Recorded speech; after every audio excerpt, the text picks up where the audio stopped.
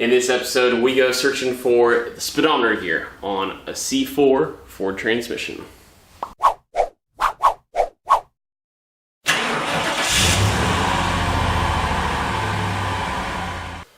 Welcome to the channel. My name is Grant Tommy. This is Straight Six Fan, where I like to focus on budget-minded, relatable, creative builds. A little something I like to call offbeat hot rodding. And today, we have Project Low Fairmont back in the garage for a little bit. Gotta be honest, it's gonna be a short episode this week. It is Monday night that I record this. Didn't get any time over the weekend to look at this. It's also a snowstorm outside over the weekend. That basically melted away yesterday, or no, excuse me, today. So there's a bit of a puddle underneath the car as I brought it in tonight. So that's one reason why I don't want to spend a whole lot of time. The other reason is that just between work being super busy and I may even be battling a little bit of a health issue, just going to keep it short, sweet, and simple. And today we are trying to locate the speedometer cable gear on a C4 Ford transmission. Now, the reason I want to do that, obviously, we have the gear change and the speedometer's way off. So before I know what I need to change it to, I need to figure out where I'm starting from. With the car up on jack stands, what we're looking for is to locate the tail shaft of the transmission. And if you're not familiar with car terminology, pretty self-explanatory. It is just the last part of your transmission that's right before the drive shaft. Anyway, you'll want to trace a cable all the way back to the tail shaft. On most cars, it's going to be on the driver's side. You can see it right up there, which is the case here on the Fairmont. However, there are some that are passenger side drop, and so the important thing to note there is that obviously the gear, since the drive shaft is going to spin one direction always when going forward, the gear might have the teeth in reverse if it's a passenger side drop. But simply, all you got to do is take a 3/8 inch socket, remove that bolt on that little retainer clip, and you can pull that cable out. So let's get that going.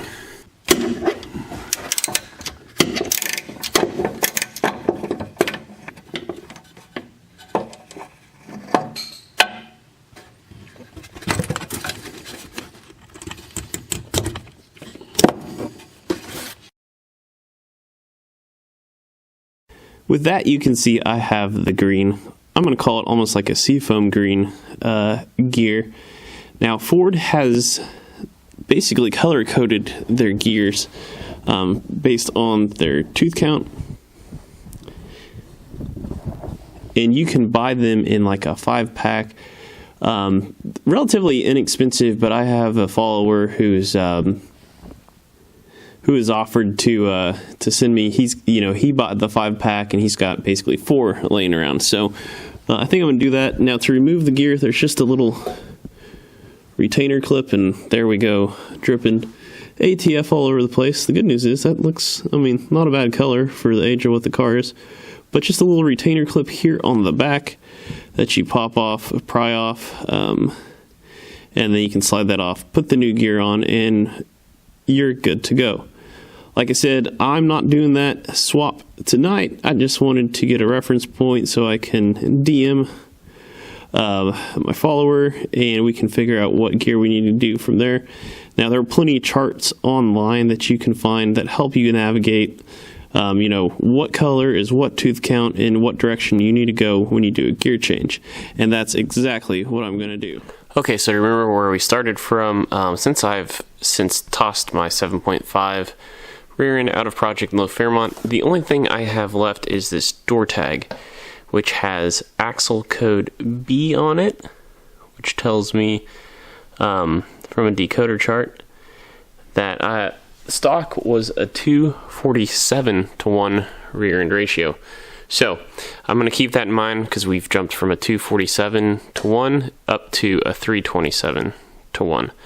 So that's the information I'm going to take with me to go figure out on a chart. Again, there's other videos out there that show you how to do that in charts out there, so I'm not going to go into that in this episode. So let's wrap things up. One quick random update is this. I picked up this used brake booster from member on, I think, is a Facebook group. But I think this might be part of the solution to the ongoing brake saga for Project Low Fairmont. You can see I've got an adjustable push rod here. It's kind of got threaded in, so you can move that in and out. But yeah, I'm about ready to do a deep dive, kind of go through the brake system holistically, just run down everything, every component. But this doesn't ping the budget at all, because this actually came out of the Christmas budget. My wife kind of just gave me a free about $200 worth of spending money, and so this was one of the parts that I bought with that.